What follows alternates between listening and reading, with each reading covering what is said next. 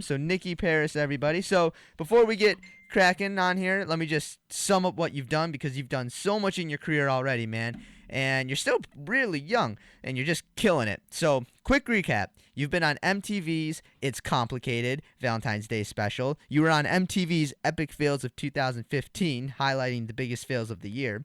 You're a regular stand up comedian at Broadway Comedy Club in New York City, which is a huge deal because that's not just any club, that's in Broadway. And you recently worked on the Wendy Williams show, very recently, and very soon, I believe March 7th, you're going to be part of an MTV program for remembering Big Ange, who was on Mob Wives and sadly passed away recently. So you got a lot going on, man. Yeah, I'm freaking tired. I I'd I need imagine I need so. I need a 6 month hibernation. Oh, oh, jeez. Just go find a cave somewhere, just curl up in a ball and sleep.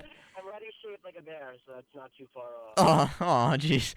No, you're beautiful. Don't let anyone ever tell you different. So, Thank you. no problem. So, the Big Ange special. What time will that be on March 7th? Well, we're filming it tonight. Today is March 7th, so I think that it comes out, I believe, this Wednesday. So, she was somebody I got to perform for twice. She used to do a comedy show at her bar, The Drunken Monkey. And, she was very supportive of me. And, it's sad because she was really, really loved. So I'm excited to go there tonight and just, remember what a great life that she lived. Well, it's really nice of you. It's sad when anyone goes, but I think what you're doing tonight is absurdly nice, and hopefully she'll appreciate it wherever she is now. Yeah. um, So you do, like I said, you do comedy, you perform a lot. What made you want to go into pursuing comedy and performing and living this lifestyle?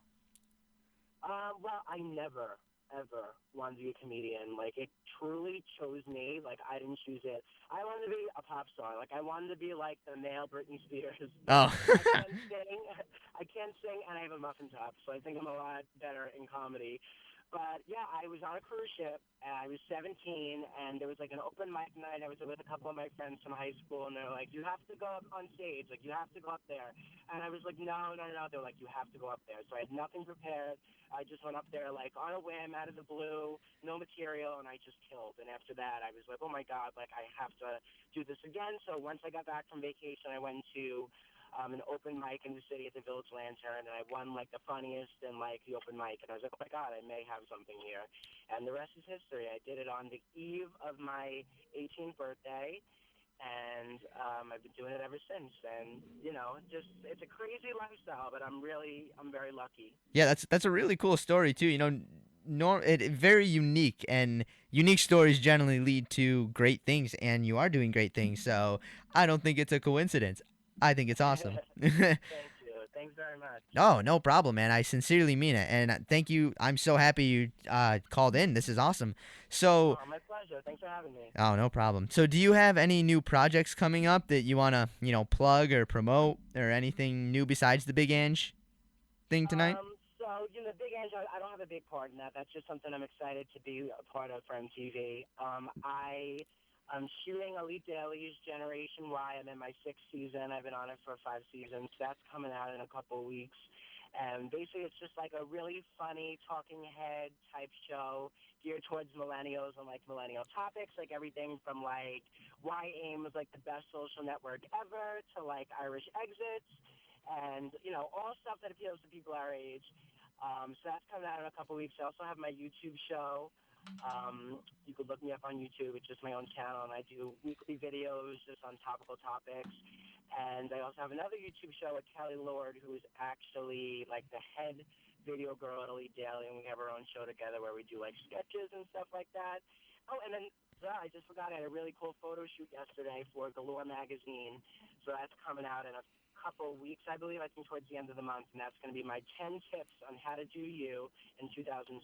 And I got to shoot some really cool pictures with G Guerreros, and she shot my Huffington Post Comic to Watch article last year. So the pictures came out really cool. I did a little bit of dieting, so I've been a little attitudey because when I'm hungry, I'm no fun to be around. But yes, I'm really excited for that to come out. Dude, I know I keep saying this, but I'm so excited for you because you're just doing so much, and it's awesome to see somebody just being successful and pursuing what they want to do. I've seen your show with Kelly. You said her name was, and I think it was the episode on like the Uber. You know, Uh-huh. so funny, so great. So Thank you. no problem. Anyone listening, I highly recommend it. Go watch it. So now I gotta give this lady a shout out. Um, she's given me my start in doing stand up, and I know you've worked with her a ton. Gladys Simon, right? Yeah. So what has she meant to you in your career? Well, honestly, my entire life changed when I met Gladys. Like, I was at a point in my career where I actually quit doing stand up for like 6 months. I took a little break. I couldn't get up anywhere in the city. Nobody would put me on the shows. And her show was like my comeback show. And as soon as I met her and she, got involved, everything changed. And, I'm so grateful. Me and her, she's one of my truly best friends. And more than like just on like a business level, like professionally, and personally, she's somebody that's so important to me. And, she's very hard on me, but she knows the business, as you know, I'm sure. And she's had, you know, her hand in some of the biggest stars in comedy, and I truly thank God every day. I can't even like picture a day in my life when she's not going to be there. Like I actually can feel my lunch coming up, like thinking about it. Like I every night I get off stage, and me and her talk like a couple times a week. So I always call her as soon as I get off stage, and we talk the entire car ride home.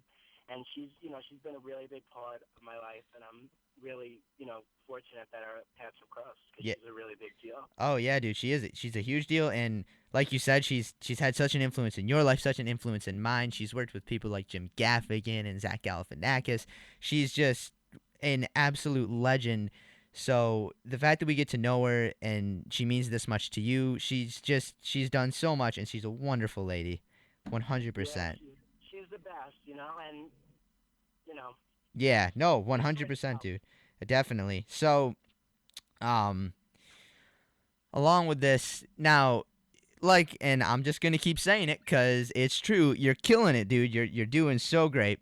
But I don't feel like I'm killing it. dude, It's really sweet of you to say, but as much as I could physically and emotionally do and handle, I'm doing, but I could do so much more. So, I appreciate that, but I'm one of those people like I'm doing all these things, but I look at it from a business perspective, like, okay, what's next? right, You and know what I mean? yeah, and exactly, and you sound like you're a little bit tough on yourself too, though, because you are doing good things, though, man. Like, I hope you recognize it, though. But that was actually my next question: is that as a performer and entertainer, are there any goals or like what's the next step for you? The next goal for you that you want to achieve? I really just like a short-term goal is I'd really, as a performer, just love to get into more comedy clubs. I'm working on that. I'm getting to perform at more of like New York's premier clubs, which is really cool. And I just really like I want to inspire people. Like so much of like my life has become this and spreading laughter and just being funny and I think that laughter truly heals. And I hope my comedy like inspires people to not take life so seriously because everybody's so stupid. Everything is stupid, and I don't take anything seriously. I'll laugh about anything. My grandma died, who's my closest person to me. I went to lean down at the casket, and my pants ripped. And I said it. I was like, I know she's laughing at me in heaven. Yeah, dude. Well, dude, that's a great perspective to have in life. I think I mean, as a comedian, especially, it just you find the funny in things, you see the happiness in it, and that's good. And I think truly you'll be a happier person overall for it. Yeah, Um, hopefully. hopefully, Fingers crossed. we're hoping, we're all hoping, man. Yeah. So, all right, follow up question, just two more questions, then I'll let you go. Um, Fun questions now. So, if you had to be an animal in the sea, what animal would you be? An animal in the sea. Yeah, dude. If I had to be an animal in the sea, does a mermaid count or a merman? Yeah, we will definitely count that. Okay, so I would definitely be a merman because, you don't have to wear pants, and a lot of my pants like don't always fit. So that's like one thing I really look forward to. I'm like, oh my god, I just have my nipples out today. uh, And Yeah, I mean, just no pants. Wearing pants is such a hassle in my life, so that would really relieve that for me. I love that. That was you couldn't have given a better answer. And these that question and this next question, by the way, are like the biggest stoner questions I could think of to ask. Not that I I've am a never stoner, even but it smoked just weed. That's so crazy that you'd say that. what? I said I've never smoked weed before. Oh, I well, hey, that's cool, No, man. That's good. I'm completely kidding. I'm 100% kidding. That's all right. Either way, man. Either way, it's a good life. But okay, so the final question, the final stoner question, the final question in general. If Bernie Sanders were to dye his hair, what color do you think he should dye I think that he should shave it off. He looks like Albert Einstein after a car accident. I don't think it? that any hair color could make that better. I think that it can only get worse, really. So yeah, I just think that he should go for the buzzer, and honestly, not even for himself, for us, because we have to look at him. Oh my god, dude. Fair enough, man. I love it. I love the answers. You're too funny, Nikki. Thank you so much, man, for calling in.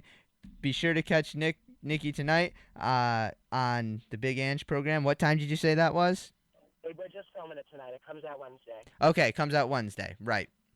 At what And time? you can follow me on all my social media at Nicky Paris. I can't say the words, but it's BIT. I won't finish it because I Y- know this. You said no cursing. yeah, thank you. I appreciate that. They get it. We get it. Yeah, you know what I am. No, no. A beautiful human being, yeah. Since you ask. All right, man. Hey, thank you so much. Have a wonderful week. Have a wonderful day. Thanks so much, Tommy. Thank you. Bye bye. Okay, bye. And that's our episode. Thank you all so much for tuning in. Have a great week, and I'll see you next week. Bye bye.